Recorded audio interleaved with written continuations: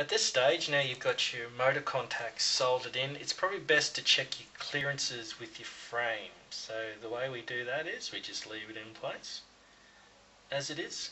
We get the other half of the motor, the other half of the frame, and just put it in place there. And that's upside down. Hang on a sec, there we are, right way up.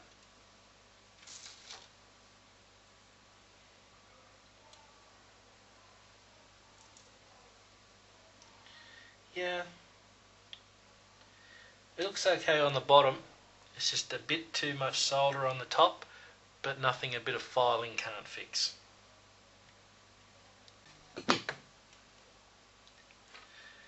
Okay, I've filed off the excess solder on the contact here, and now I'm just going to put a little bit of electrical tape to make sure it's properly insulated from the frame and there's no incidental contacts, because your exploder will fry. Okay, here's a small tab of electrical tape that I've cut. Just leave the motor in place, put it over the contactor, over your wire.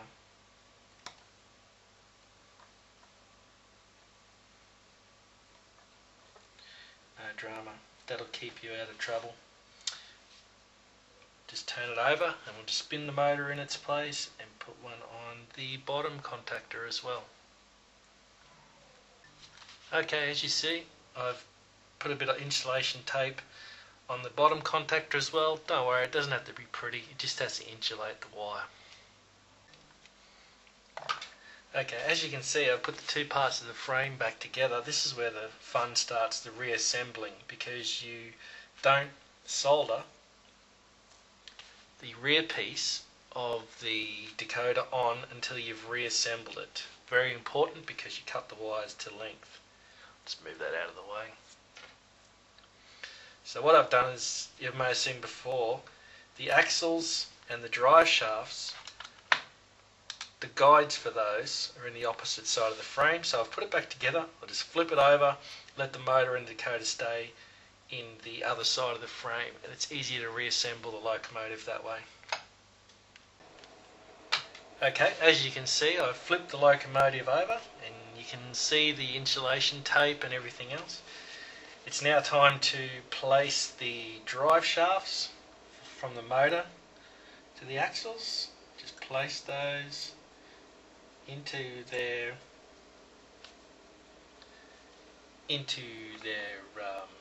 what do you call them? Guides. It's a bit fiddly, so just take your time. You might have to spin the motor once or twice to line up the drive shaft. Get in there. Right, they are adjustable, and just remember they're not stuck on. So whatever you do, be careful, because you might lose them on the floor or drop them and spend quite a while looking for them. So here we go. Just put that, assemble that one. I'm not too sure.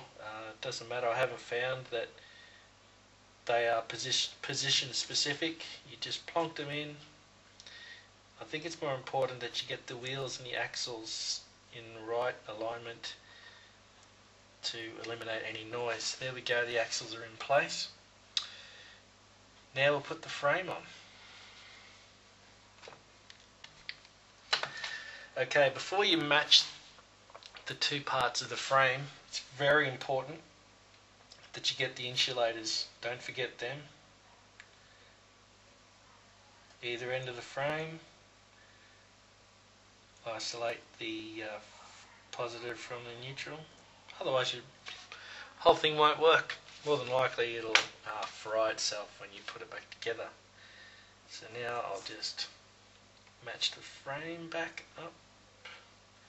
Just be careful of your insulation and your wires, and take your time.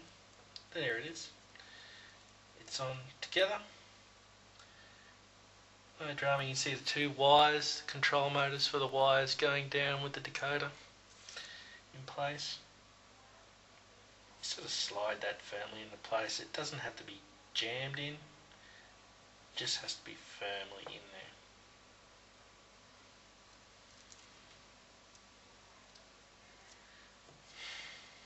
Okay, we'll put the wheels back in on it now.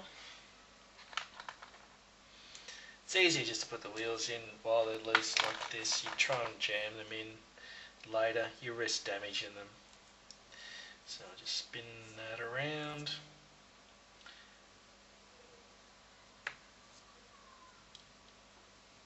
There we go. There's one. And now the other one. Just make sure your drive cogs match up. We're in a good position. Oh, I split apart, John. Right, there's one.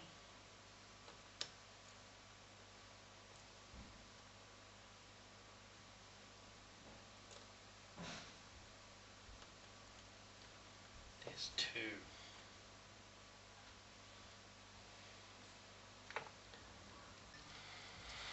Right, scratch that previous one. Loosely assemble the loco frame just to make sure that the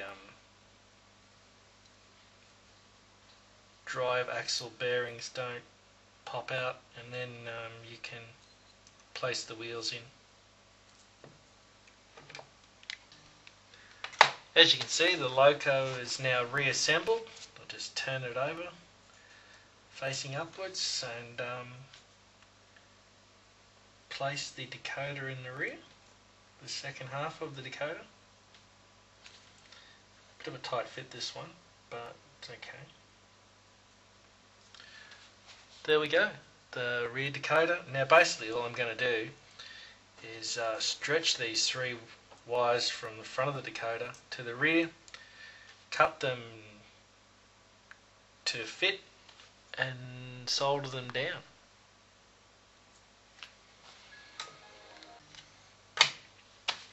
Okay, I've cut and tinned the wires that go to the rear of the decoder. Yellow on the outside, black in the middle, blue on the outside. So, let's get into it. It's like before, just a momentary touch. There's enough solder on those pads to make a correct join. Same thing again with the tweezers, just down on top of the pad, give it a touch, and that's not how you do it because I pulled it away. Down, just give it a touch, that's it, it's on. Black in the middle, just pull it down, hold it over the pad, touch it, done. Last but not least, the blue wire.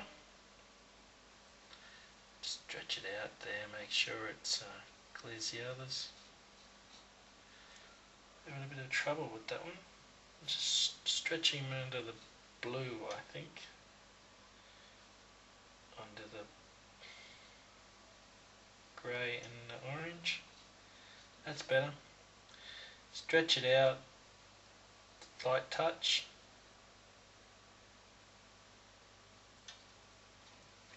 And that's soldering done.